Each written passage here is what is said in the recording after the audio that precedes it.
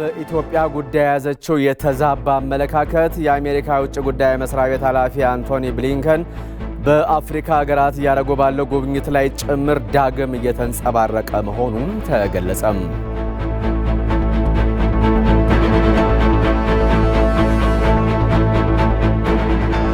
ኢትዮጵያ ችግሮች ቢያጋጥሟትም የዜጎቿን ጥያቄ እየፈታች እንደምትቀጥል የደቡብ ምዕራብ ኢትዮጵያ ሕዝቦች የክልልነት ጥያቄ ምላሽ ትልቅ ማሳያ መሆኑን አስተያየታቸውን ለኢቲቪ የሰጡ የቦንጋ ከተማ ነዋሪዎች ተናገሩ።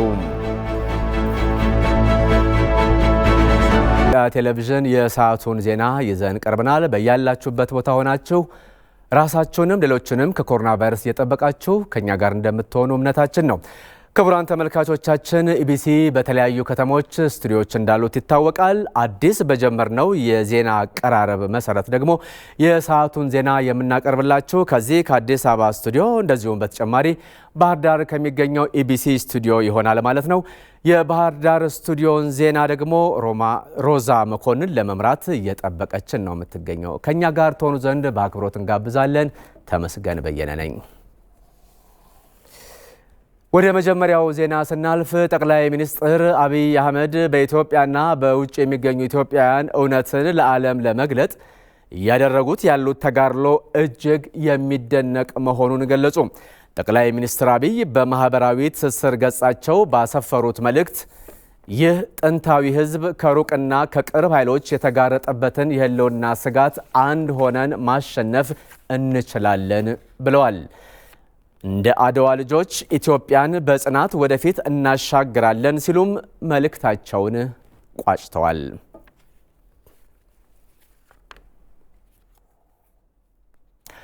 ኢትዮጵያውያንና ትውልደ ኢትዮጵያውያን በሀገራቸው ላይ እየተደረገ ያለውን ግልጽና ስውር ጫና የሚቃወም ሰልፍ በ5 አህጉራትና በ27 ከተሞች እያካሄዱ ነው። በመላው ዓለም የሚገኙ የተለያዩ ሀገራት ዜጎችም በቃ ወይም ደግሞ ኖ ሞር በሚል የትዊተር ዘመቻ በማካሄድ ከኢትዮጵያ ጎን መቆማቸውን እያሳዩ ይገኛሉ።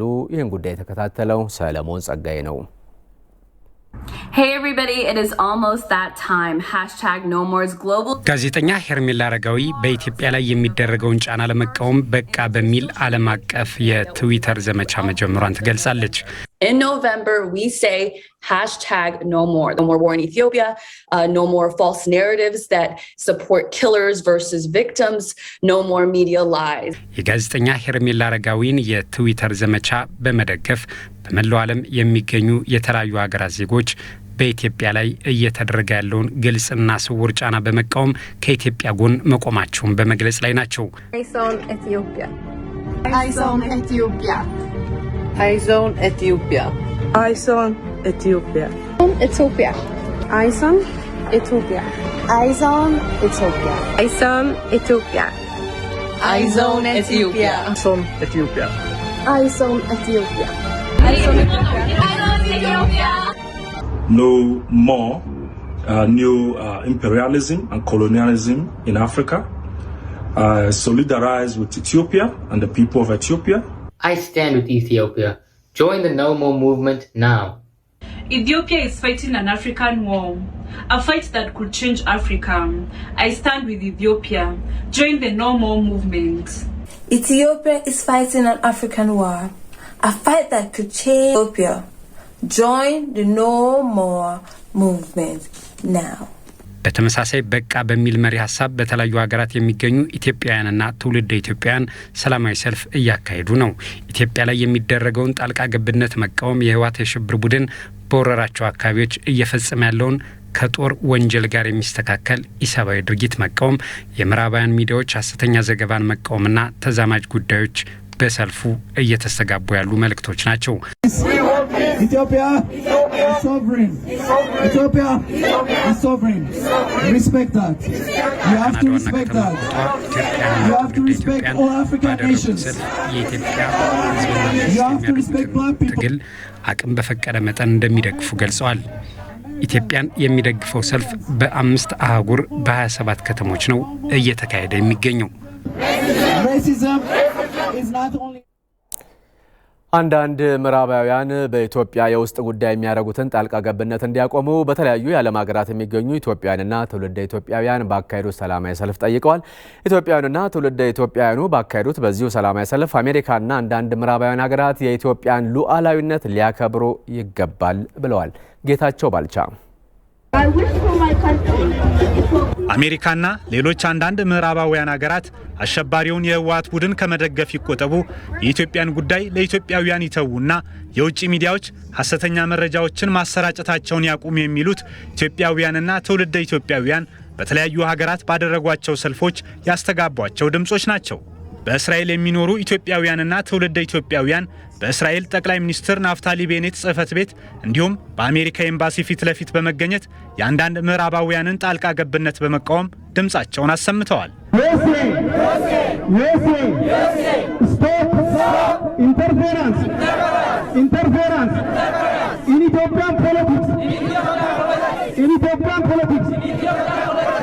በዚሁ በቴል አቪቭ ከተማ በተካሄደው ሰላማዊ ሰልፍ ላይ ወደ እስራኤል የገቡ የአሸባሪው ህወሓት ቡድን ወንጀለኞች ለኢትዮጵያ ተላልፈው እንዲሰጡም ሰልፈኞቹ ጠይቀዋል። ማይካድራ የተገደሉት የኔ ወንድሞች ናቸው። እነዚህ ነፍሰ ገዳዮች ወደ እስራኤል ገብተዋል። የድሃ ልጅ የትግራይ ድሃ ግን ምንም ዳቦ የሌለው ይሞታል፣ በየመንገዱ ይሞታል። የትግራይ ድሃ በልዩ ሁኔታ እስራኤል ገብተዋል። 77 ሰዎች እነዚህ ነፍሰ ገዳዮች ናቸው። ከነ ልጆቻቸው ይመለሱልን፣ ከነ ልጆቻቸው ይመለሱ፣ ወደ ሀገራቸው ይመለሱ። ለፍርድ ይቅረው፣ ለፍርድ ይቅረው፣ ለፍርድ ይቅረው። ይበቃል ወይም ኖሞር በሚል ኢትዮጵያውያንና ትውልደ ኢትዮጵያውያን በመላው ዓለም ያቀጣጠሉት ንቅናቄ በእንግሊዝ ለንደንም ተካሂዷል። ከተለያዩ የእንግሊዝ ከተሞች የተሰባሰቡ ኢትዮጵያውያንና ኤርትራውያን ወደ ለንደን በመትመም አሸባሪው የህወሓት ቡድን ሀገር ለማፍረስ እያደረገ ያለውን እንቅስቃሴ የአንዳንድ ምዕራባውያን ሀገራት ጣልቃ ገብነትንና የሚዲያዎቻቸውን የሐሰት መረጃ በአንድነት ተቃውመዋል። ኢትዮጵያውያን በምርጫ ካርዳቸው የመሰረቱት መንግስት ሊከበር ይገባል፣ የውጭ ሚዲያዎች የበሬ የወለደ መረጃ ይበቃልና ሌሎችንም መፈክሮች አሰምተዋል። ኢትዮጵያውያንና ትውልደ ኢትዮጵያውያን እንዲሁም የኢትዮጵያ ወዳጆች የአንዳንድ ምዕራባውያንን ጣልቃ ገብነት በመቃወም የሚያካሂዷቸው ሰላማዊ ሰልፎች በቀጣይ ቀናትም አሜሪካን ጨምሮ በተለያዩ ሀገራት ከተሞች እንደሚካሄዱ ታውቋል።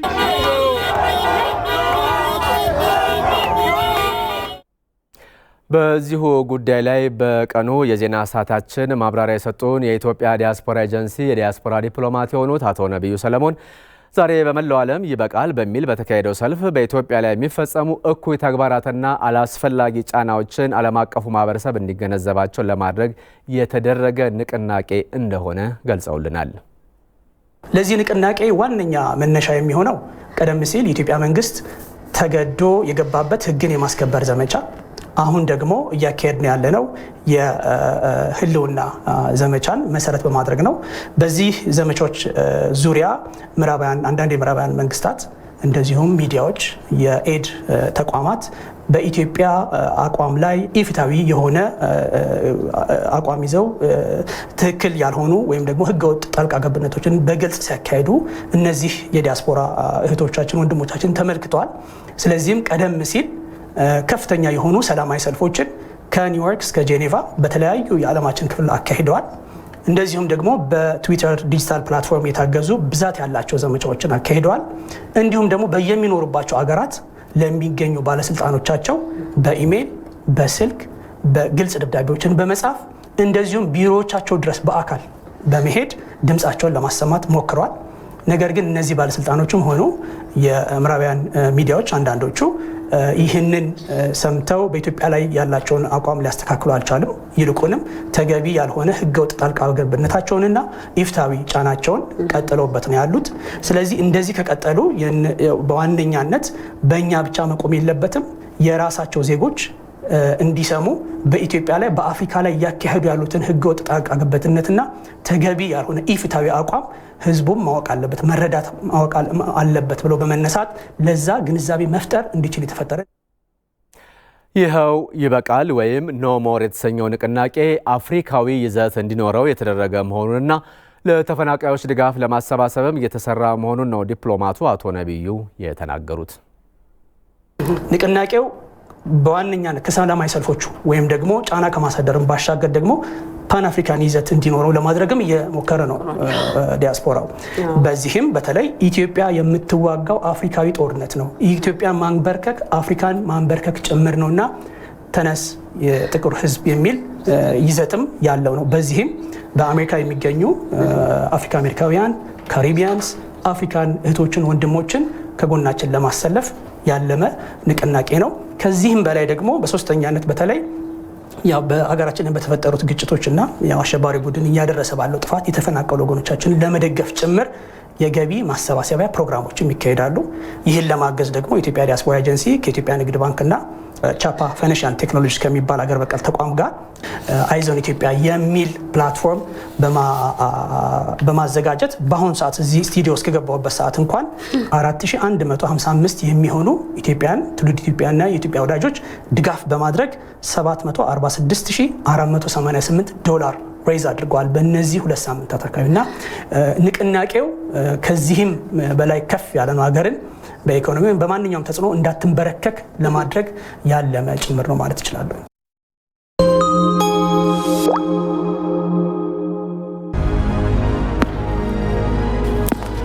እነዚህ ታታሪ ሰራተኞች ቀን ከሌት የሚተጉ ሕይወት በምትሰጠን ፈተና በጥንካሬ የሚጋፈጡ ናቸው።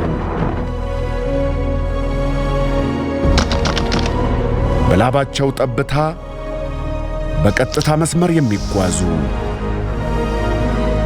ፈታኙን የኑሮ ውጣ ውረድ ተቋቁመው ብሩሁን ጊዜ ለማየት በጽናት የሰሩ የራሳቸውን ዛሬ ትናንት የገነቡ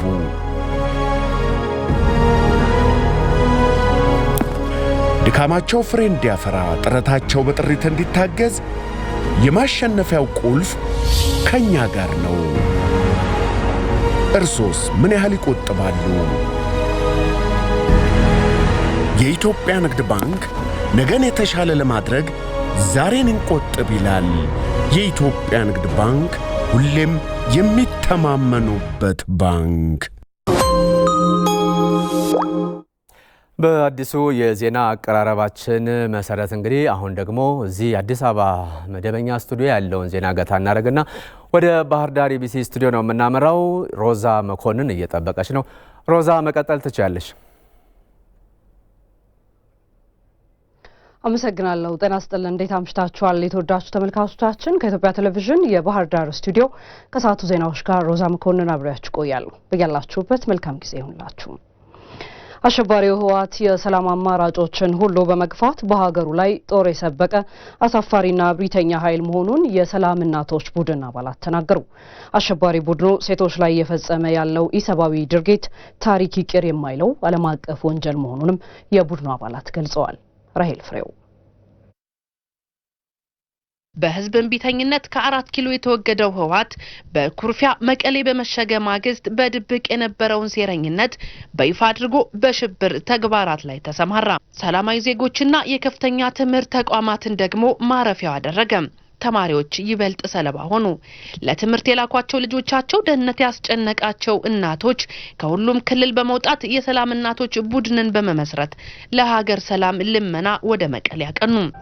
እናት እንባዋ ይቁምላት፣ እናት ሰላም ታግኝ፣ እናት ድራኩላ በልጇ ታብብ፣ አገራችን ሰላም ትሁን። ለልጆቻችን አሁንም እንሙትላቸው እንድረስላቸው በሚል ተነጋግረን ከየ9 ክልል 2 መስተዳድር ላይ ተነጋገርንና ቤታችንን ትተን ልጆቻችንን ትተን ስራችንን ትተን 7 የወለደች 10 የወለደች 6 የወለደች ይሄድ ነው። የራሳችን መዝሙር እየዘመርን ያው ሰላም ለመቀሌ ህዝብ፣ ሰላም ለወጣቱ፣ ሰላም ለአንድነት፣ ሰላም ለአብሮነት ነው መዝሙራችን። ይሄን እየዘመርን ከዳሪ 1 ሰዓት ቆምነ። 1 ሰዓት ከቆምነ በኋላ በጋርድ ነው ወደኛ የመጣው። እኛም ያልነው መጣናል፣ ሰላም ጎሏል። እንደ ሀገር ነው የመጣን፣ እንደ መቀሌ አይደለም አሁን የመጣን፣ እንደ ሀገር ነው የመጣን። ዙሮ ግን ደግሞ ያሰብነው አንድ እንድንሆን አንድነታችን እንዲጠነክር ነው። ከዛ ደስ ሳይለው ንግግሩን ሳይውጠው የሰንደቅ ዓላማ ርክክብ ነበር። ከየክልሉ ምን ሰጠዋለን የነበር ሰንደቅ ዓላማ ማረካከበው ያው ሰንደቅ ዓላማውን እንደ ግድ ተረከበን። በክብር አልተቀበለንም። ባለመቀበሉም ነው ዛሬ ደግሞ የኛ የእናቶች እንባ ጡታችንን አሽተን ረግመነው ነው የወጣነ ስንወጣ ረግመነው አይ ብለን ነው የወጣን ስንወጣ። በዚህም ለዜጎች ደህንነትና ለሀገር ሰላም በእንባ የለመኑ እናቶችን የገፋው አሸባሪ ቡድኑ የሀገር መከላከያ ሰራዊትን በመክዳት ይፋዊ ጦርነት የማወጁ ጅማሬ እንደነበር የሰላም እናቶች አባላት ይገልጻሉ። የነሱን እርሻ አርሞ ኮትኩቶ አጭዶ እህሉን ሰብስቦ ልጆቻቸውን አስተምሮ የትምህርት ቤት ደፍተር እስክርቢቶ ለሌላቸው ዩኒፎርም ለሌላቸው ያን የሚያደርገውን ወገናችንን የሀገራችንን ሐውልት ምሰሷችንን ደርድሮ መኪና ነዳበት። ሰላም ነኝ ያለው ክልል መጀመሪያ ሰላሙን እንደዚህ አድርጎ አሳየ። እኔ አልመራትም፣ ስልጣን የለም አይገኝም እዚህ በኋላ። ስለዚህ አፈራርሻት አፈርድሜ ይበላለሁ፣ ዜጎችንም ጨርሳለሁ፣ አማራንም ጨርሳለሁ፣ አገሩን አፈርሳለሁ ብሎ የውጭ በኃይሎች ጋር ተባብሮ አሁንም እየገፋበት ነው ያለ። ግን የኢትዮጵያ አምላክ የኢትዮጵያ ትልቅ ሕዝብ ይችን ሀገር ያድናታል እንጂ አያፈርሳትም። ከኔ ወዲያ ለሴቶች መብት መከበር የነበረው ቡድኑም ሰላምን ከመግፋት ባሻገር ባስከተለው ወረራ ሴቶች ላይ የፈጸመ ያለው ግፍ ታሪክ ይቅር የማይለው ዓለም አቀፍ ወንጀል መሆኑን እናቶች ይገልጻሉ። ወላድ እንዳትኖር ከሆዷ ያለሽል ወጦ እንዲወድቅ የቆረበ ሰው እስኪ አሁን ሚዲያ ትምህርት ቤት ነው እያየነ ነው። የቆረበ ሰው ይደፈራል። መቁጠሪያ ካንገቷ ያረገች መለክሴ እኮ ተደፍራለች። ይሄ ምንድነው? እሱ ያስተማረው ነው አድርጎ ያላቸው ነው ሰራዊቶች ያደረጉና እኛ ብቻ አይደለንም የተጎዳን። የሱ የራሱ ብሔር ሴቶችም ተጎድተዋል። ጉዳቱ በብዙ ነገር ይገለጻል። አንድ ሰው ከአንድ ቤት 5 ልጅ ቢኖር 5ቱም ጦር ሜዳ ነው፣ 5ቱም ሞቷል። እናት ያለ ልጅ ቀርታለች።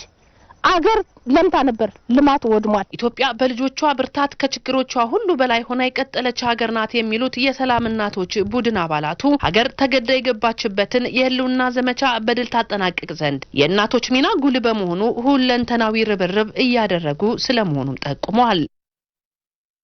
በባህር ዳር ዘንዘልማ ጊዜያዊ መጠለያ ጣቢያ የሚገኙ ተፈናቃዮች በቂ ድጋፍ እያገኙ አለመሆኑን ገለጹ። በመጠለያ ጣቢያ የሚገኙ ተፈናቃይ ወጣቶችም ወደ ግንባር በማቅናት አሸባሪ ቡድኑን ለመፋለም አስፈላጊውን ስንቅና ትጥቅ እንዲሟላላቸው ጠይቀዋል።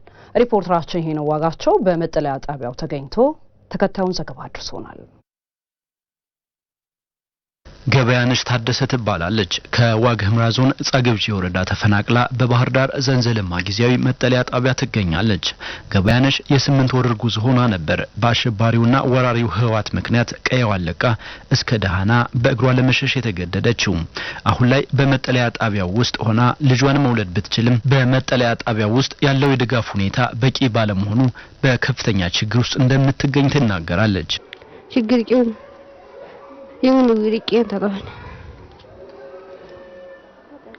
ለኩዚን ተባለ ጻግብጂ ወረዳ እስከ ደሃና በእግሬን የመጣሁት ነው የምትለው እና የነበረው ችግር ነፍሰ ጡር ከመሆን አንፃር በጣም ከባድ ነበር። እዚህ መጥቼ በመውለዴ ደግሞ የተጎዳሁት እዚህ የተለያየ ንፋስ ምናምን ተጋልጫለሁ። በምግብም በተለያዩ ቤት ስወልድ እንደነበረው ያለው ሂደት እዚህ የለምና ተቸግሬያለሁ። ሀገሬው ሰላም ሆኖ ወደ አካባቢ መመለስ የምፈልገው ነው የምትለው። በመጠለያ ጣቢያው አሸባሪው የህወሓት ኃይል ወረራ ከፈጸመባቸው የምስራቅ አማራ አካባቢዎች የተፈናቀሉ ዜጎች በብዛት ይገኛሉ። አሸባሪውና ወራሪው የህወሓት ቡድን አካባቢያቸውና ቀያቸውን ወሮ ሲያደርስ የነበረውን ግፍ በመሸሽ ወደዚህ ወደ ባህር ዳር ከተማ ዘንዘልማ መጠለያ ጣቢያ መጥተው ይገኛሉ። እንግዲህ ቀደም ሲል እንዳነጋገርናቸው ተፈናቃዮቹ እዚህ መጠለያ ጣቢያ ከገቡ ከአንድ ወር በላይ ቢያስቆጥሩም ምንም አይነት ድጋፍ እንዳልተደረገላቸው ነው የነገሩን የሚገኙት። እንደምታዩት እንግዲህ በርካቶቹ መጠለያው ውስጥ የሚተኙበት ፍራሽ እንኳን የላቸውም፣ አልባሳት የላቸውም። ከዛም ባለፈ ደግሞ የሚላስ የሚቀመስ ባለመኖሩ ለከፍተኛ ረሃብ እየተጋለጡ መሆኑንም አንስተውልናል። እስኪ ይበርዳቸዋል ብርድ ልብስ፣ እስኪ የሚተኙበት አሮጌ የሚሆን ፍራሽ። ያዛውንቱ ያለቅሳል፣ ወይናቸው ያለቅሳል፣ እንንከራተታል፣ ምንም የለም። ወንድሙን ያልቀበረ ወይም በቃ ከአንድ ቤተሰብ አንዱን ሳያጣ የመጣ የለም። እኔ ለራሴ 80 ኪሎ ሜትር ነው ልጅ አዝዬ የተጓዝኩ። ያን ሁሉ አውጥተን የመጣን ከዚህ ግን ራብ አለ ብያለሁ። ስለ ድጋፉ ጉዳይ ራብ አለ፣ ብርድ አለ። ከህፃናትና ሴቶች ባሻገር በመጠለያ ጣቢያው ውስጥ በርካታ ወጣቶችም ይገኛሉ። ወጣቶቹ ታዲያ አስፈላጊው ስንቅና ትጥቅ ከተሟላላቸው ወደ ግንባር በመዝመት ወራሪ ቡድኑን ለመፋለም ቁርጠኛ ስለመሆናቸው ያነሳሉ።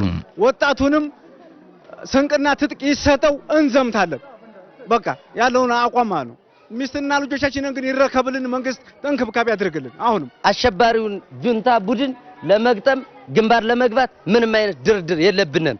እንኳን ወጣቱ እኛ ሽማግሌዎችም ወደ ኋላ ምንልበት አቅም የለንም። እንታገላለን፣ ለሀገራችን ሉዓላዊነትን እናስከብራለን፣ እሞታለሁ እኔ ለራሴ እያልኩ ነው ያለው። ጨርሻለሁ። በዘንዘልማ ጊዜያዊ የተፈናቃዮች መጠለያ ጣቢያ ከ9000 በላይ ተፈናቃዮች የሚገኙ ሲሆን ሌሎች ከ60000 በላይ የሚሆኑት ደግሞ በባህር ዳር ከተማ ከዘመድ ጋር ተጠልለው እንደሚገኙ ተገልጿል። ከዚሁ ጋር ተያይዞ የአማራ ክልል አደጋ መከላከልና ምግብ ዋስትና ማስተባበሪያ ኮሚሽነር ዘላለም ልጅአለም ለኢትዮጵያ ቴሌቪዥን እንደገለጹት በክልሉ ለሚገኙ ተፈናቃዮች መንግስት አስፈላጊውን ድጋፍ እያደረገ ቢገኝም ከተፈናቃዮች ቁጥር መጨመር ጋር ተያይዞ በበቂ ሁኔታ ለማቅረብ አዳጋች መሆኑን ተናግረዋል። ይህንን ተደራሽ ለመሆን እዚህም እዛም የሚስተዋሉ ችግሮች ሊኖሩ ይችላሉ። በዛ ምክንያት ተደራሽ ያልሆናቸው የህብረተሰብ ክፍሎች ሊኖሩ ይችላሉ። እነሱ ይህን ጉዳይ ቢያነሱ ትክክልና ተገቢ ነው ብለን ልንወስድ እንችላለን። ነገር ግን አብዛኛው ከ95% በላይ የህብረተሰብ ክፍል ተደራሽ ሆነናል ብለን እናስባለን። የዓለም አቀፍ ረጅ ድርጅቶችን በሚመለከት በሁለት መንገድ ማየት ተገቢ ነው ብዬ አስባለሁ። የመጀመሪያው ጉዳይ ከቀያቸው ተፈናቅለው በመንግስት ቁጥጥር ስር ባሉ አካባቢዎች አጎራባች ዞንና ወረዳዎች ላይ የሚያደርጉትን ድጋፍ እና በጠላት እጅ ባሉ አካባቢዎች እየተደረገ ያለውን ድጋፍ በሁለት መልኩ ማየት ያስፈልጋል ብዬ አስባለሁ። የመጀመሪያው ጉዳይ ተፈናቃዮቹ ተፈናቅለው የመጡ ተፈናቃዮችን በመደገፍ በኩል እያደረጉት ያለው ድጋፍ አበረታች ነው ብለን እናስባለን። እንደ ሪፖርተራችን ይሄ ነው ዋጋቸው ዘገባ በአማራ ክልል በአሸባሪው ህወሓት ምክንያት የተፈናቀሉ 2.1 ሚሊዮን ዜጎች ድጋፍ እየቀረበ እንደሚገኝ ኃላፊው ተናግረዋል። በተለይም አሸባሪ ህወሓት በወረራቸው አካባቢዎች ለሚገኙ 7 ሚሊዮን ዜጎች ምንም አይነት ድጋፍ እያገኙ ባለመሆኑ በረሃብ ህይወታቸውን እያጡ መሆኑን ኮሚሽነሩ ገልጸዋል።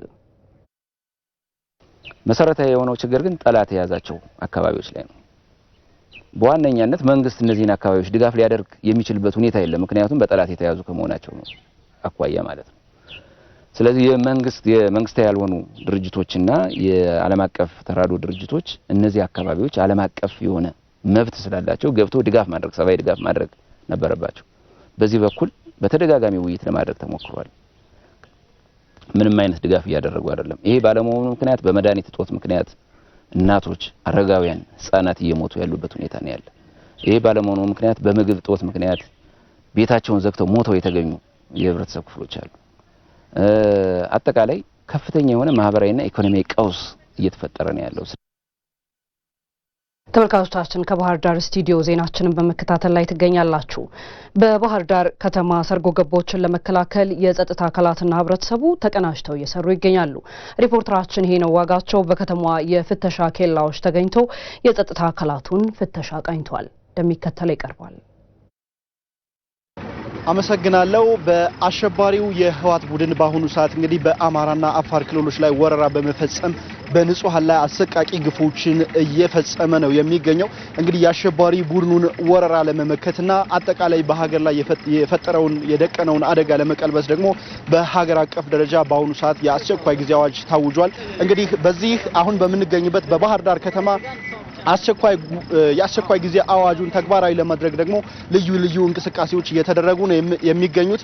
አሁን በምንገኝበት በዚህ የፍተሻ ጣቢያ ላይ እንደምታዩት ወደ ባህር ዳር ከተማ የሚወጡና የሚገቡ ተሽከርካሪዎች እንዲሁም ነዋሪዎች፣ እግረኞችም ሳይቀር እየተፈተሹ በጸጥታ አካላት እየተፈተሹ ነው የሚገቡት።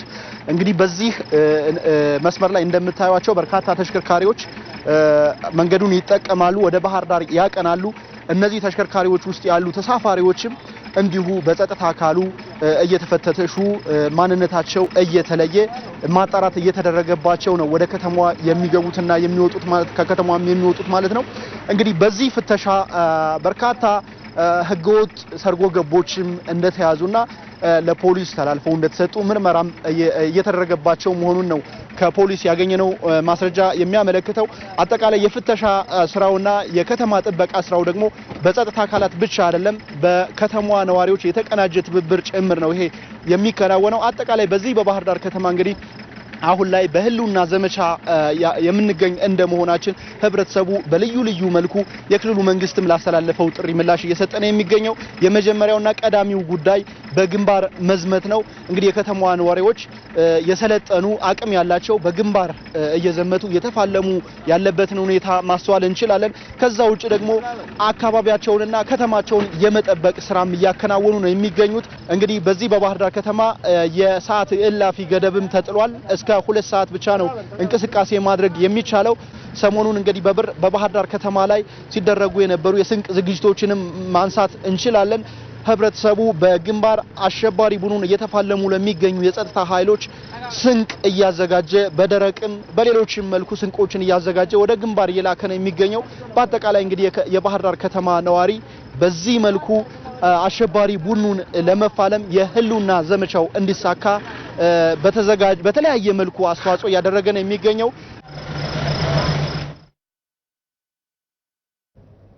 የተወደዳችሁ ተመልካቾቻችን ከኢትዮጵያ ቴሌቪዥን የባህር ዳር ስቱዲዮ የያዝናቸው ዜናዎች ተጠናቀዋል። ሮዛ መኮንን ከዜናዎቹ ጋር አብሬ ቆይቻለሁ። አዲስ አበባ ወደሚገኘው ዋናው ስቱዲዮ መልሳችኋለሁ። አመሰግናለሁ ሮዛ። ወደ አዲስ አበባ ስቱዲዮ ተመልሰናል። በምዕራባውያን ጫና የማትንበረከክ አፍሪካን ለመፍጠር አፍሪካውያን በጋራ ሊቆሙ ይገባል። ኢትዮጵያ የአፍሪካን ጦርነት እየተዋጋች ትገኛለች። በአፍሪካ ዳግም የነጻነት ተምሳሌት ለመሆንም ተቃርባለች። አዝመራው ሙሴ የአፍሪካውያን አንድነት ጥንካሬና እድገት እንዲፈጠር በአፍሪካውያን አርቆ ሀሳቢዎች የተጠነሰሰው የፓን አፍሪካኒዝም እንቅስቃሴ የአፍሪካን እድገት በማይሹ ምዕራባውያን ድብቅ ጫና እያደረ እየከሰመ ይገኛል። አፍሪካና አፍሪካውያን አሁን ላይ ከቀይ ግዛት የተላቀቁ ቢመስልም የምዕራባውያን የእጅ አዙር ውሳኔዎችና ግፊቶች ግን የአፍሪካን ነጻነት ሩቅ አድርጎታል። የአፍሪካ ሀገራት የምዕራባውያንን እጅ እንዲነሱም በየቀጠናው የለኮሷቸው ከ20 በላይ ግጭቶች አንዱ ማሳያ ተደርጎ ይወሰዳል። በፓን አፍሪካኒዝም መርህ አፍሪካውያን የራሳቸውን ችግር ለመፍታት ስርዓት ያስቀመጡ ቢሆንም የምዕራባውያን የተጠና ጣልቃ ገብነት ግን አፍሪካውያን ለችግሮቻቸው በአንድነት እንዳይቆሙ አድርጓቸዋል። ይህም ፈጥኖ መታረም ያለበት እንደሆነ በዘርፉ ላይ የተሰማሩ አፍሪካውያን ምሁራኖች ያሳስባሉ። They agreed to divide Africa into spheres of influence. እኛ አፍሪካውያን በአንድነት አለመቆማችን ለአሜሪካና አውሮፓ ምቹ ሆኖላቸዋል። የአፍሪካውያን ድክመት በአንድነት የመቆም ችግር ነው። ይህም በሁሉም ዘርፍ ደካማ እንድንሆን አድርጓል። በጋራ ከማደግ ይልቅ የፈጠሩልንን ግጭት ለማስተካከል በተናጠል እንባዝናለን። ይህ አፍሪካን ወደፊት አያራምዳትም።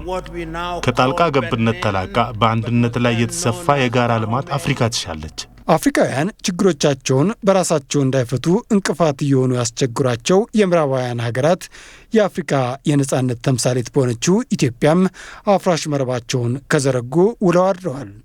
በኢትዮጵያ ላይ የተዘረጋው የምዕራባውያን አፍራሽ እጅ ከኢኮኖሚ ጫና እስከ ረቀቀ ጣልቃ ገብነት የሰፋ ነው። ኢትዮጵያ ግን ቀይ ገዢዎችን አሳፍራ መመለስ ታሪኳ ነውና ለአዲሱ ታሪክም ተዘጋጅታለች። ከቅርብና ከሩቅ ከአንድ ጣሊያን ሳይሆን በጣም ብዙ ጣሊያኖች ተሰባስበው ኢትዮጵያን ሲያጠቋት እና ኢትዮጵያውያን አንገዛም፣ ዳግም ነፃነታችንን እናስከብራለን ብለው ሲያዩ እኔ ደግሞ የነገውን ድል አሻግሬ ስለምመለከት ኢትዮጵያውያን በመሆናችሁ እንኳን ደስ አላችሁ። ትናንትም ነፃ ነበር፣ ዛሬም ነፃ ነን፣ ነገም ነፃ እንሆናለን። ቀይ ገዢዎች በተባበረ ክንድ በኢትዮጵያ ላይ ጫና እንዳሳረፉ ሁሉ ኢትዮጵያም የአፍሪካን ጦርነት እየተዋጋች ነውና አፍሪካውያንም ከኢትዮጵያ ጎን ሊቆሙ ይገባል። So we have a weak continent because the spirit of Pan-Africanism disappeared. አፍሪካ በተመሳሳይ መልኩ ተነጣጥላ የምትቀጥል ከሆነ በሚቀጥሉት 25 ዓመታት ውስጥ ዳግም ወደ ቅኝ ግዛት በመግባት በከፋ ባርነት ውስጥ ትወድቃለች። አሁን ያለው ስርዓት አንድነትን፣ መረዳዳትንና በጋራ ማደግን መርህ ባደረገ መልኩ መቀየር አለበት። ኢትዮጵያ ነጮች መሸነፍ እንደሚችሉ ያሳየች ሀገር ናትና አሁን የገጠማትን የውስጥና የውጭ ፈተና የጀግንነት ታሪክ መጻፍ በለመዱ ልጆቿ ድል አድራጊነት እንደምትቋጭ አያጠራጥርም። በፖለቲካዊ ድርድር አስፈላጊ ሆኖ ከተገኘም በወታደራዊ ኃይል ጠቅላይ ሚኒስትር አብይ አህመድን ከስልጣን አንስቶ የሽግግር መንግስት ለመመስረት የሚሰነዘረውን ዛቻ እንደሚቃወሙ የአሜሪካ ኮንግረስ አባልና የኮንግረሱ የውጭ ጉዳይ ንዑስ ኮሚቴ ሰብሳቢ የሆኑት ካረን ባስ አስታወቁ። ካረን ባስ በድረገጻቸው ዛሬ ባወጡት መግለጫ ይህን በህወሓትና ሸኔ የሽብር ቡድኖችና ሌሎች ተቃዋሚ ኃይሎች የሚሰነዘረውን ማስፈራሪያ እንደማይቀበሉት ገልጸዋል። በኢትዮጵያ አስተዳደራዊና የግዛት አንድነት ላይ የተቃጣውና የመላ ቀጣናውን ሰላምና ደህንነት የሚገዳደረው ይህ ግጭት በወታደራዊ መፍትሄ የሚፈታ አይደለም ሲሉም ካረምባስ አስረግጠው ተናግረዋል።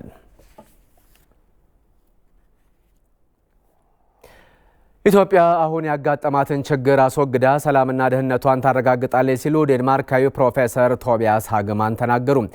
ኢትዮጵያን የተመለከቱ በርካታ መጻሕፍትን የጻፉት ዴንማርካዊ ፕሮፌሰር ኢትዮጵያ በውስጥና በውጭ ኃይሎች የጋራ ጥምረት የተጋረጠባትን አደጋ አስወግዳ ሰላምና ደህንነቷን ታረጋግጣለች ብለዋል።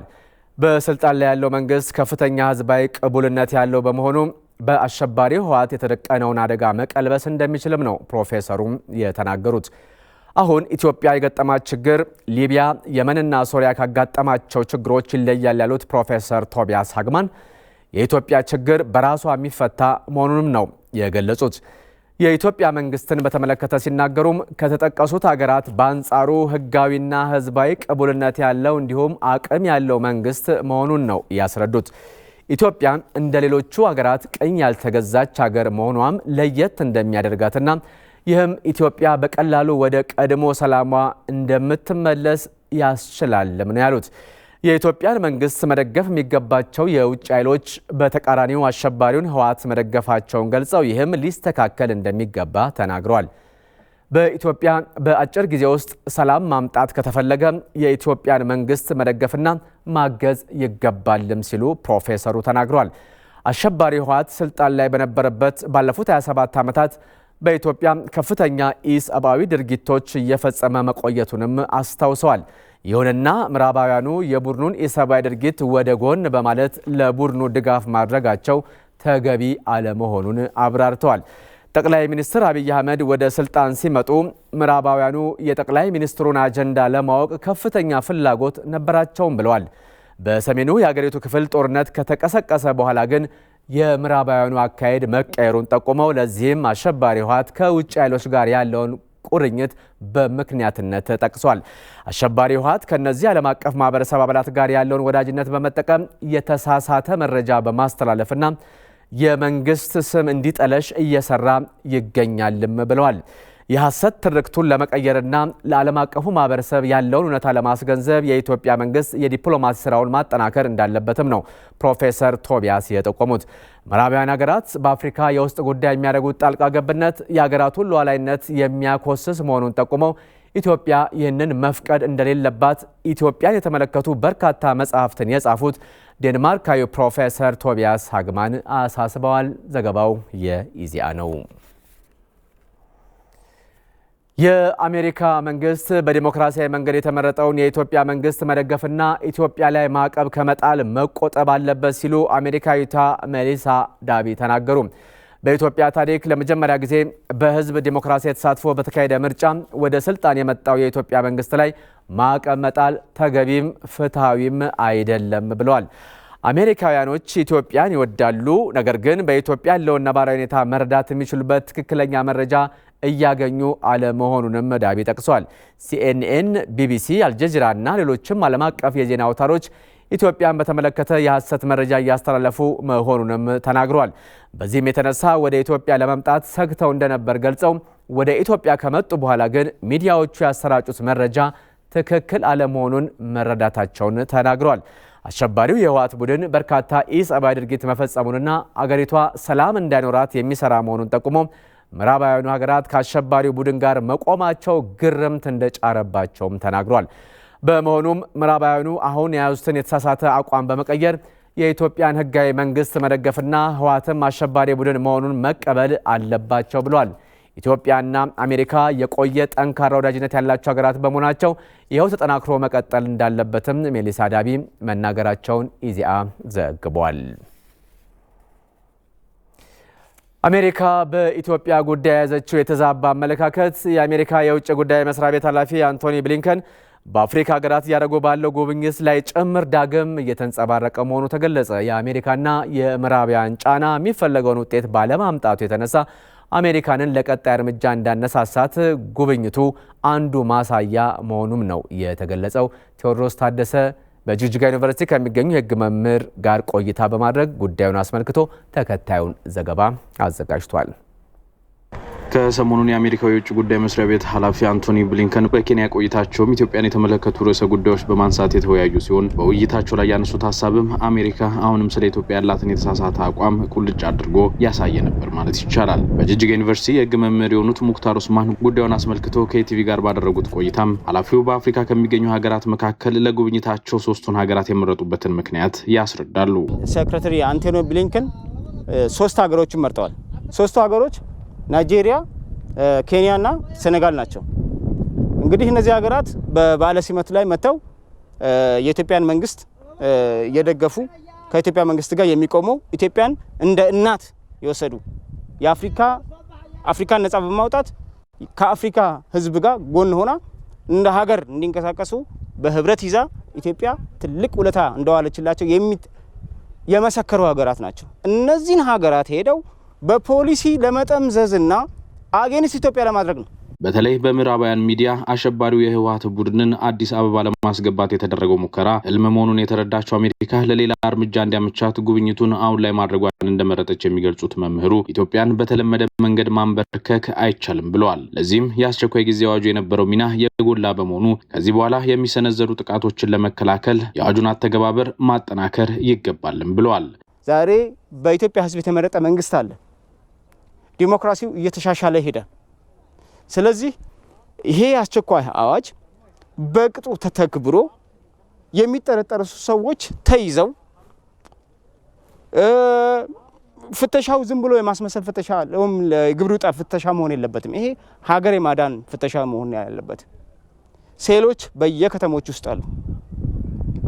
ስለዚህ ሁሉንም ማጥራት ያስፈልጋል። ይሄ ሀገር ለማዳን ነው። ከዚህ በኋላም በተቀናጀ ስራ ኢትዮጵያን የማፍረሱ ስራ ተጠናክሮ ሊቀጥል እንደሚችል የገለጹት አቶ ኡስማን ኢትዮጵያውያን በየትኛውም መልኩ ለሚሰነዘር ጥቃት ራሳቸውን በማዘጋጀት ከመንግስት ጎን ሊቆሙ ይገባል ብለዋል።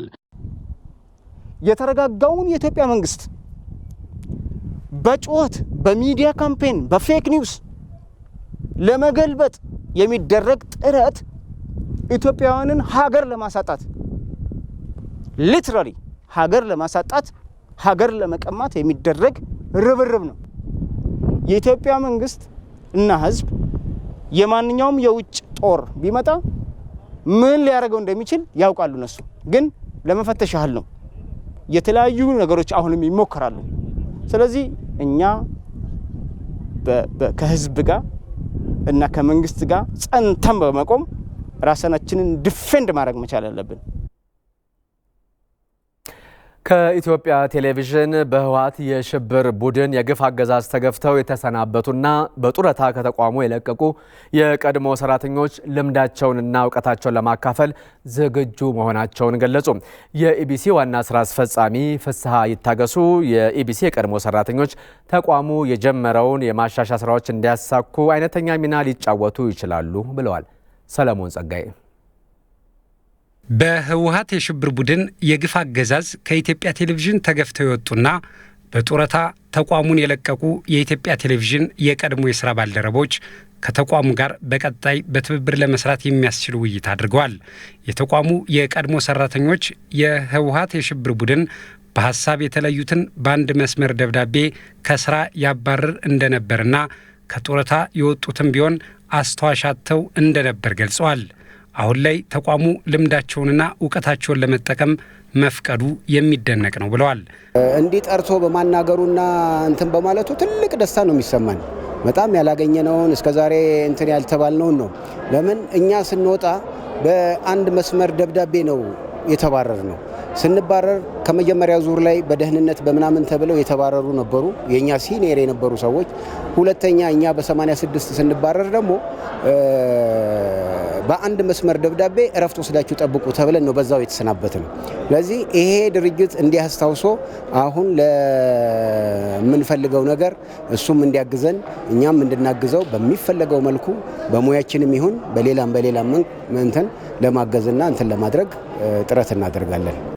በቀጣይ ተቋሙን በማማከርና ተዛማጅ ጉዳዮች የድርሻቸውን ለመወጣት ዝግጁ መሆናቸውን ተናግረዋል። ከመነሻው እስከ መጨረሻው በቆይታዬም ቢሆን የማይቆጨኝ አስተዋጽኦ አድርጌያለሁ። ለዚህ ቤት ከቴክኒክ ባለሙያ ራሱን በገቢ እንዲያጠናክር መስርቼ ሄጄ እዚህ እንዲደርስ ጭምር ሰርቻለሁ። ዓለም ላይ አቻ ናቸው ከተባሉት ሚዲያዎች ይሄን ሚዲያ እንዲገለገሉ በማድረግ ዓለም አቀፍ ስፖርት ውድድሮችም ይሁኑ ሌሎችን በዚህ ሚዲያ እንዲሰራጩ ከማድረግ ተወጥቻለሁ። አሁንም ይሄ ቤት ዓለም አቀፍ ተደራሽነቱን ይዞ ለህዝብ ለዓለም ህዝብ መረጃ በመስጠት በሚያረጋው ነገር ይሄ ቢደረግ የሚል ሐሳብ ለመስጠት ወደ ኋላ ምለው ነገር የለኝም። እኔ በማንኛውም ሁኔታ ተቋሙ ለኔ እገዛ እንዳደርግለት በሚፈልገው ነገር ሁሉ ምክንያቱም ከዚህ ከወጣ በኋላ መገናኛ ብዙሃን ውስጥ በአሰልጣኝነት ነው የቆየሁት። ስለዚህ ብዙ አመት የቆየሁበት መስሪያ ቤት ስለሆነ በማንኛውም ሁኔታ ከኔ የሚፈልገውን አገልግሎት ሁሉ ለማበርከት እኔ ዝግጁ ነኝ። ኢትዮጵያ ቴሌቪዥን ፍቅር ነው። ከዚህ ይወጡና ሌላ ጋር እንትን ሲሉ ሌላ ጣቢያ ላይ አንኳር ስራ ሲሰሩ የኛ ጣቢያ እንዴት ወደ ኋላ ይሆናል እያሳየ እያስተማረ እያልኩ እቆጫለሁ። አሁንም ጣቢያችን እድገቱን እንዲያሳይ ሀገራችን ዋልታ ሀገራችን ልሳን ነውና እግዚአብሔር አምላክ ደግሞ የተሻለውን ነገር አሳይቶ ለማየት ያብቃን። የሌላ መስሪያ ቤት ቴሌቪዥን ሰራተኞች ሁሉ ትሬኒንግ እንሰጣለን። በእውቀታችን የስቱዲዮ ቴክኒክን እናስተምራለን እና አሁንም ቢሆን ይሄ ከተጠየቀ ሞር ኤክስፔሪየንስ አለን። ለዚህ ዝግጁ ነን። የኢቢሲ ዋና ስራ አስፈጻሚ አቶ ፍስሐ ይታገሱ ከቀድሞ የተቋሙ ሰራተኞች ጋር ተቀራርቦ መስራቱ ተቋሙ የያዘውን ዓላማ እንዲሁም እያደረገ ያለውን ተቋማዊ ማሻሻያ ግቡን እንዲመታ በሚደረገው ጥረት የድርሻቸውን እንዲወጡ ፋይዳው የጎላ ነው ብለዋል። እንግዲህ የኢትዮጵያ ሬዲዮና ቴሌቪዥን ድርጅት አንጋፋ ተቋም ነው። በሬዲዮ ከ80 ዓመት በላይ በቴሌቪዥን ከ50 ዓመት በላይ ረጅም ዕድሜ ያስቆጠረ ብዙ አንጋፋ ባለሙያዎችን ያፈራ ድርጅት ነው። እነዚህ ሰራተኞች በተለያየ ወቅት በጡረታ የወጡ አሉ፣ ከዚህ መስሪያ ቤት በተለያየ ምክንያት የለቀቁ አሉ። ግን ብዙ ልምድ፣ ክህሎት፣ ችሎታ ያላቸው ናቸው። አሁን እያደረገን ላለው ተቋማዊ ሪፎርም እንዲያግዙን፣ እንዲያማክሩን እና እንደ ቤታቸውን ቆጥረው በፈለጉት ጊዜ ይሄ መስሪያ ቤት እንደ ቤታቸው ቆጥረው እንዲመጡ እንዲያገለግሉን ለሀገርም ለተቋምም እንዲጠቅሙ አስበን ያዘጋጀነው ፕሮግራም ነው። ጥሩ ውይይት አድርገናል። ታሪኩን፣ አሰራሩን፣ የተቋሙን ባህል ምን እንደሚመስል በእነሱ በነበሩበት ጊዜ አስረድተውናል። ከዚህም ተቋም በምን መልኩ እንደወጡ፣ እንዴት ተገፍተው እንደወጡ በዛ ወቅት የነበረው አመራሮች ስርዓቱ እንደዚህ አይነት ባለሙያዎችን ለሀገር በሚጠቅም ሁኔታ ለተቋም በሚጠቅም ሁኔታ ተንከባክቦ የመጠቀም ሁኔታ ችግር እንደነበረበት አስረድተውናል። እንግዲህ ከዚህ በኋላ እኛ የምናስበው እነዚህን እንደ አማካሪ እንደ አድቫይዘሪ ቦርድ ተጠቅመን በጋራ ይሄ ተቋም እየሰራቸው ያላቸውን ስራዎች እንዲገመግሙ፣ ሰራተኞቻችን እንዲያሰለጥኑ፣ በቴክኒክም በተለያዩ ጉዳዮችም የማማከር ስራ እንዲሰሩ አብረን ለመስራት ተስማምተናል ማለት ነው። አቶ ፍስሐ በቀጣይ ከተቋሙ በልዩ ልዩ ምክንያት የለቀቁ ሰራተኞችን በማሰባሰብ ለተቋሙ የሚችሉትን እንዲያበረክቱ ይደረጋል ብለዋል። በተለያየ ምክንያት ከዚህ ተቋም አገልግለው ጥረው ተቋሙን እዚህ አሁን የደረሰበት ደረጃ ያደረሱ ባለሙያዎች አሉ። በተለያየ ምክንያት ከዚህ ተቋም የለቀቁ በጡረታ የወጡ አሉና እነሱ ወደዚህ የሚቀላቀሉበትና ሁሉም አካታች ሆኖ ይሄ ማህበር መልሶ የሚቋቋምበትን ከኛ ጋርም በቅርበት በተለያዩ ጉዳዮች በጋራ ለመስራት ስምምነት ላይ ደርሰናል። ይህንን አጠናክረን የምንሄድ ይሆናል ማለት ነው። በህወሓት የሽብር ቡድን ያገዛዝ ዘመን ከኢትዮጵያ ቴሌቪዥን በርካታ አንጋፋ ጋዜጠኞችና ሰራተኞች ለህወሓት የፖለቲካ መጠቀሚያ አንሆንም ያሉትን ላገዛዙ አትመቹም በሚል ከተቋሙ እንዲለቁ ተደርጓል።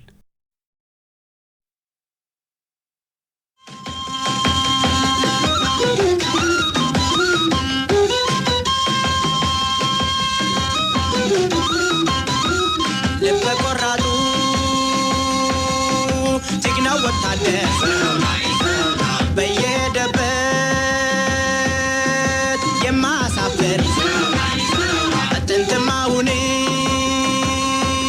ወደፊትም ጀግና ወታደር አይደፈርም። ሐሞተ ኩሩ ልበ ደንዳና ሐሳቤ ቆራጥ ሁሉ የጸና የሳቱ ላንቃ የጦር ሳተና ጠላቱን ጠርጎ መጣያውና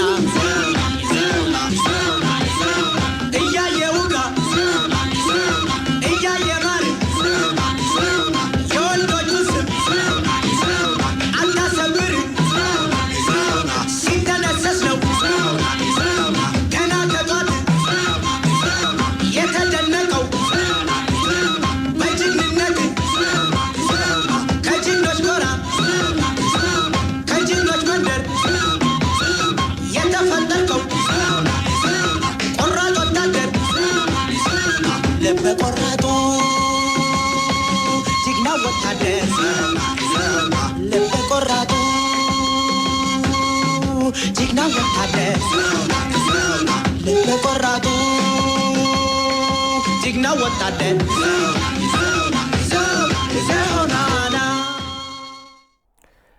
በአማራ ክልል ደቡብ ጎንደር ዞን የሚገኙት የመካነ ኢየሱስና የአዲስ ዘመን ከተማ አስተዳደሮችና የእስቴ ወረዳ ከህዝብ የተሰበሰበ 2.1 ሚሊዮን ብር የሚገመት ድጋፍ በጋሸና ግንባር መገኘት ለሀገር እየተወደቁ ላሉ ጀግኖች አድርገዋል። ከደቡብ ጎንደር ዞን አካባቢዎች የተውጣጣውን 40 ሰንጋ እንዲሁም የደረቅ ሬሽና የመጠጥ ውሃ ድጋፉን በግንባር ተገኝተው ያስረከቡት የደቡብ ጎንደር ዞን ምክትል አስተዳዳሪና የጋይንት ጋሸና ግንባር ሎጂስቲክስ አስተባባሪው አቶ ጥላሁን ታከለ ህዝቡ በርካታ የሎጂስቲክስ ድጋፍ ከማድረግ በዘለለ ግንባር ድረስ እስከ መዝመት ቆርጦ እየተንቀሳቀሰ ይገኛል ብለዋል።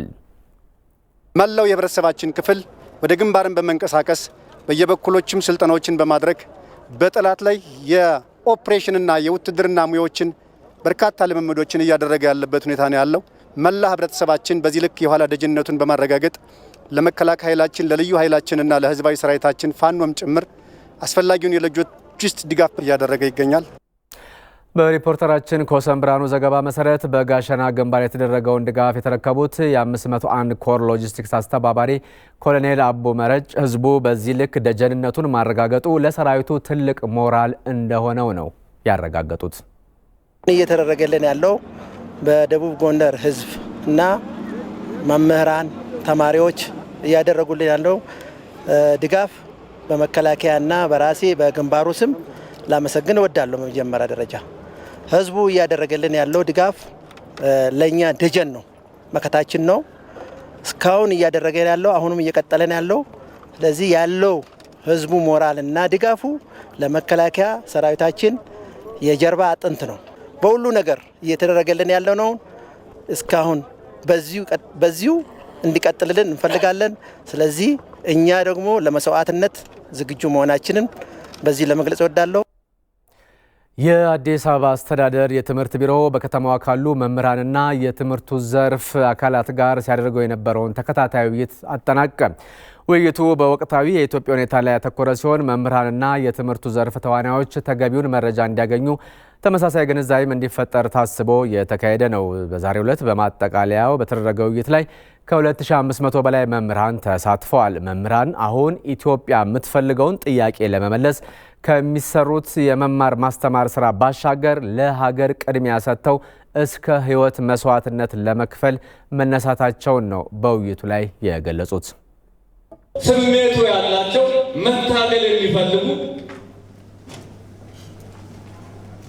መምህራን እኔን ጨምሮ መዝመት አለብን።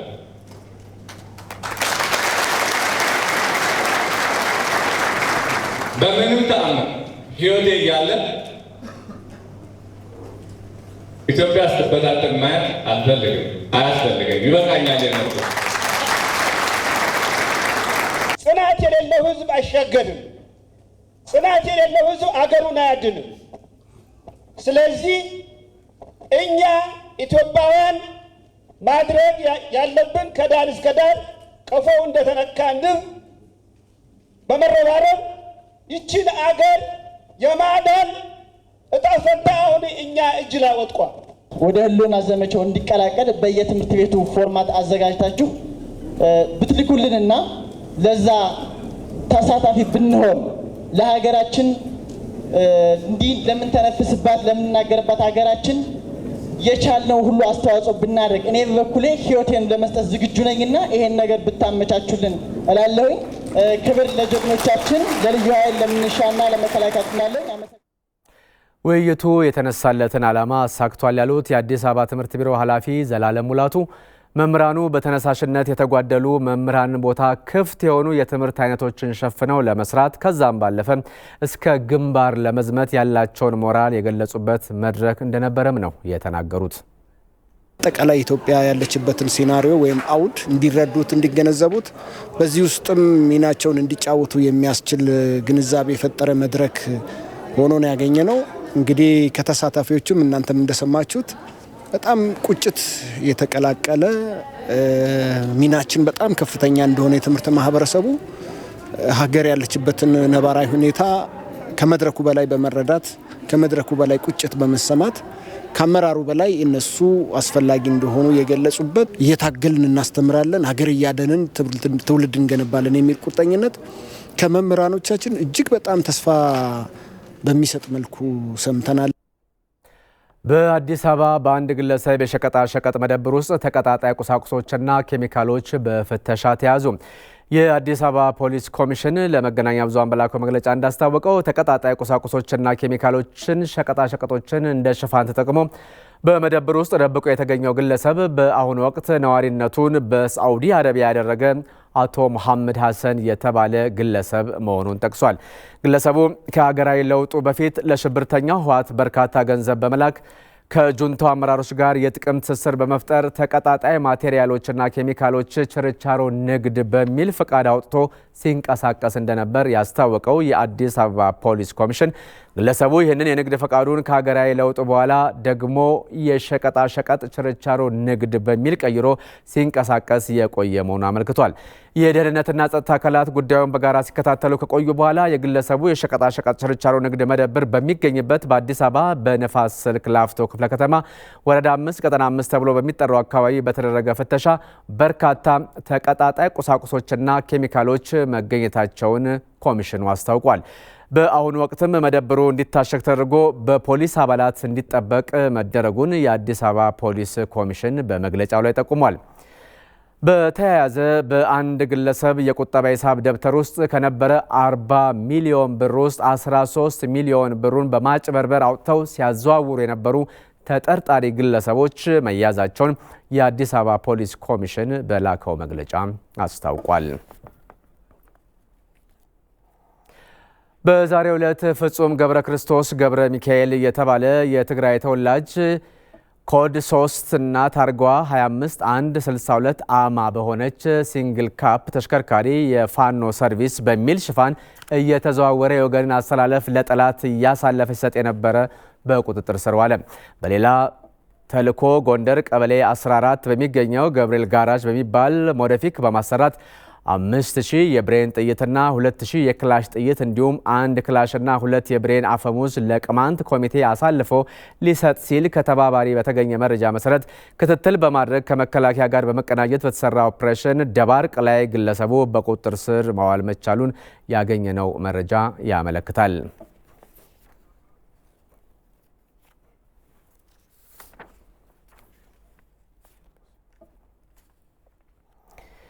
ኢትዮጵያ ችግሮች ቢያጋጥሟትም የዜጎቿን ጥያቄ እየፈታች እንደምትቀጥል የደቡብ ምዕራብ ኢትዮጵያ ሕዝቦች የክልልነት ጥያቄ ምላሽ ትልቅ ማሳያ መሆኑን አስተያየታቸውን ለኢቲቪ የሰጡ የቦንጋ ከተማ ነዋሪዎች ተናገሩ።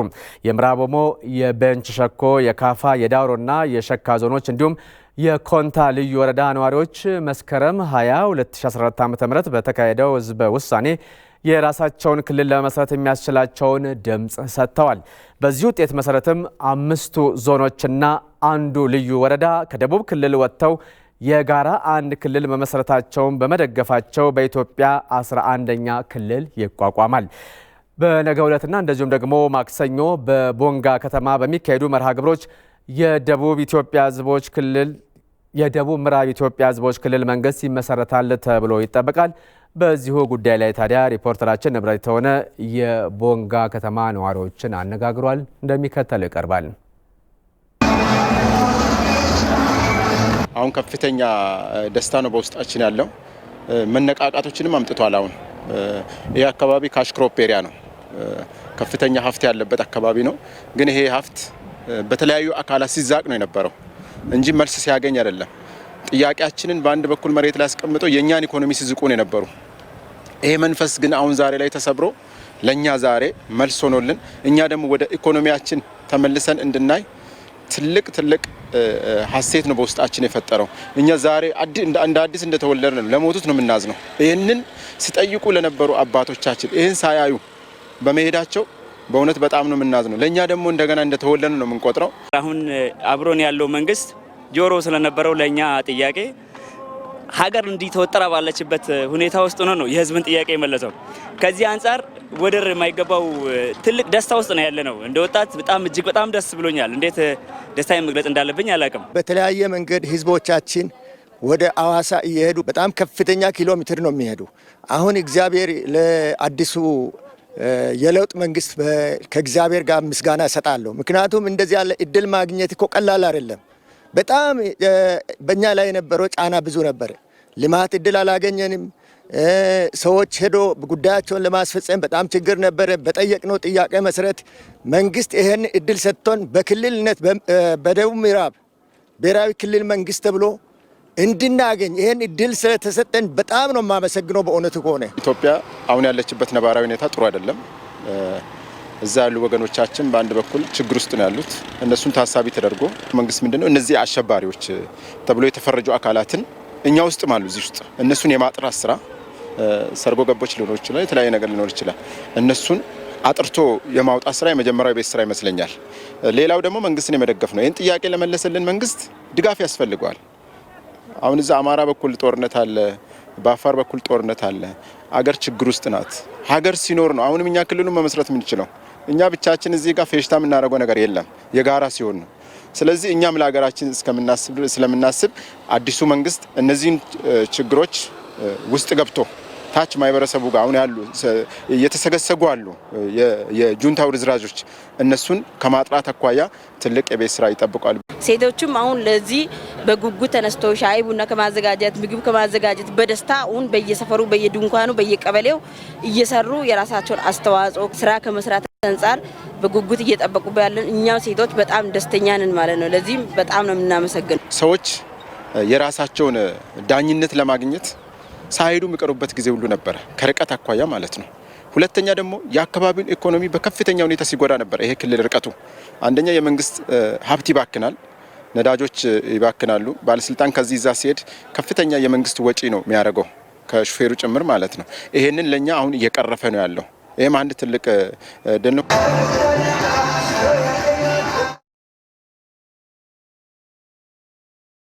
ህብረት ሰርቶ በህብረት ማደግን በሂሉ ያደረገው ህብረት ባንክ ቃል በገባው መሰረት ከየትኛውም የዓለማችን ክፍል የተላከላቸውን ገንዘብ የተቀበሉ እንዲሁም የመነዘሩ ባለዕድለኞችን በሽልማት አንበሸበሸ። በአንደኛ ዕጣ የ2020 ሞዴል ቅንጡ የቤት አውቶሞቢል በጣም ደስ ብሎኛል። አሁን አይቼ አመኛለሁ። መኪና ደርሶኛል። በሁለተኛ ዕጣ 2 ባለ 3 እግር ተሽከርካሪ እህቴ ከካናዳ ልካልኝ ነው $100 በሱ ይሄን ትልቅ እድል አግኝቻለሁ። 10 ባለ 40 ኢንች ዘመናዊ ቴሌቪዥኖች እንዲሁም 20 ስማርት ስልኮች ሸልመናል። በዚህ አላበቃንም። በሁለተኛው ዙር ከፍ ባሉ ሽልማቶች ወደ እናንተ መጥተናል። አሁንም ከህዳር 7 እስከ የካቲት 5 2014 ዓ.ም ድረስ ገንዘቦን ሲቀበሉ፣ ሲመነዝሩ እንዲሁም ሲቆጥቡ በዛው ቅጽበት ሽልማት የሚያስገኝሎት የዕጣ ቁጥር በሞባይሎ ይደርሶታል። እባክሽን የተባደራ መልክታዊ ውስጥ አስቀምጪልኝ። በደስታ ያውን ከሽልማት ጋር ህብረት ባንክ። በዚሁ የምናልፈው ወደ ሀገር ቤት የስፖርት ዘገባዎች ነው። ከ3 ሳምንት ረፍት በኋላ የተመለሰው የኢትዮጵያ ፕሪሚየር ሊግ አርባ ምንጭ ከተማና ባህር ዳር ከተማ ባረጉት ግጥሚያ ተጀምሯል። በጨዋታው ጎል ቀድሞ ያገባው የባህር ዳር ቡድን ሲሆን ጎሏን ያስቆጠረው ደግሞ ፍጹም አለሙ ነው። በ21ኛው ደቂቃ ላይ ለአርባ ምንጭ ሀቢብ ካሚል ጎል አግብቶ በ1-1 ውጤት የመጀመሪያው አጋማሽ ተጠናቋል። በሁለተኛው አጋማሽ ሙሉ የጨዋታው ጊዜ ሊጠናቀቅ 7 ደቂቃዎች ሲቀረው ወርቅ ይታደስ አበበ በፍጹም ቅጣት ምት ለአርባ ምንጭ ጎል አስቆጥሮ ጨዋታው በአርባ ምንጭ ከተማ 2-1 አሸናፊነት ተጠናቋል። ከጨዋታው በኋላ የሁለቱም ክለቦች አሰልጣኞች አስተያየት ሰጥተዋል። ከጌም ወደ ጌም መሻሻሎችን እያሳየን ነው። እንዳያችሁት እንግዲህ አብዛኛውን በምንፈልገው በሚያስብል መልኩ ጌሙን ደግሞ አድርገን ነው የተጫወት ነው። ስለዚህ አጠቃላይ ጨዋታው እኛ በምንፈልገው መልኩ ነው የሄደው። ጥሩ ነው። የተሻለ ብዙ ጎል አጋጣሚዎችን ስንፈጥር ነበር። ከዚህ በተሻለ ሁኔታ ማሸነፍ ይገባናል። ስለዚህ አሁንም በሚቀሩ ነገሮች ላይ መቼስ ያሸንፈም መሻሻል ይኖርባል። ተሸንፈም ደግሞ ጠንካራ ጎኖች ይኖራሉ። ስለዚህ በሚቀረው ደግሞ እንጨምራለን። የመጀመሪያው ሽንፈታችን ነው። ቡድኔን በዛሬው ጨዋታ ሙሉ ለሙሉ ጥሩ ያልሆነበት እለት ነው የነበረው። እንደዚህ አይነት ነገሮች ደግሞ ያጋጥማሉ። በተለይም ደግሞ በመጀመሪያዎቹ 20 ደቂቃዎች ተጋጣሚ ቡድን እኛ ኳስ እንዳልመሰርት ሲያደርግ የነበረውን ጥረት ሰብረን ለመውጣት ስንቸገር ታይተናል። ከዛ አልፎ ተርፎ ደግሞ ግቦቹ የተቆጠሩብን በተናጠል ስህተቶች ነው። እንደ ቡድን ሳይሆን በኢንዲቪጁዋል ሚስቴክስ ምክንያት ነው። እነዛን ማረም ይጠበቅብናል ማለት ነው። ከዚህ በተጨማሪ ያው በሁለተኛው 45 በተለይ ሁለቱን የክንፍ አጥቂዎች ከቀየርን በኋላ በመጠኑም ቢሆን ኳሱን ለመቆጣጠር ሞክረናል። ነገር ግን ይህ ነው የሚባል ጠንካራ የግብ ማግባት ሙከራ አላደረግንም። ስለዚህ ይህንን በቀጣዩ አርመን ለመምታት ጥረት ዮሴፍ ሹምዬ ነው ከሐዋሳ ዘገባውን የላከልን።